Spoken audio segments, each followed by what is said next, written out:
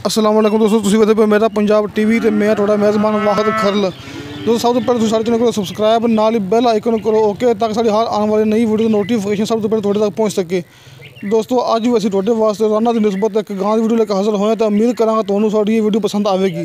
सब तो पहले अपना कैमरामैन तुहानूं गां तसल्ली नाल नज़दीक लग दिखा दिंदा है। आओ जी कैमरामैन साहब, लो दोस्तों गां दा मूँह वेखो दोस्तों, कोनी गां दोस्तों, बड़ी सोहनी गां ते बड़ी प्यारी गां। तो मज़दीद नेड़े लग माड़ा हवाना करना मैं सब दिखा दो। देखो दोस्तों बड़ा सोहना हवाना, मुठ पर थान तो विरले विरले थान, बड़े सोहने थान तो बड़ा सोहना हवाना दोस्तों। तो बड़ा सोहना गाना पुट्ठा चंगी तो तसल्ली ना देखो। तो दोस्तों बड़ी सोहनी तो बड़ी प्यारी गां दोस्तों। तो दोस्तों मज़ीद आप गां के मालक को पुछ लैने आ कि दुध किन्ना है।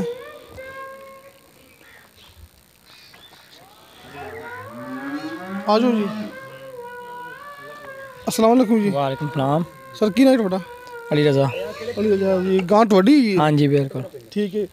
सूना वाली एक सूई हुई है? सूई है जी, 8 दिन हो गए ना। मोर की इंदे? हाँ जी इंदा 2.5 लाख। नहीं नहीं पिछे की है? इंदा बच्चा जी पीछे। बच्चा कितने दिन दा? बच्चा फार्म से। बच्चा फार्म च? हाँ जी। सूई कितने दिन हो गए ने? 8 दिन हो गए ने। 8 दिन हो गए। हाँ जी। दुध कितना इंदा? इंदा तकरीबन 18 लीटर फिलहाल, लेकिन वध जाएगी, वंडा नहीं शुरू किया सी। 2 टाइम दा? हाँ जी 2 टाइम दा। ठीक है जी। हाँ जी। अच्छा इनकी कितनी कीमत है हुण? इंदी 2.5 लाख जी। फाइनल? हाँ जी फाइनल। कोई प्यार मोहब्बत नहीं? नहीं।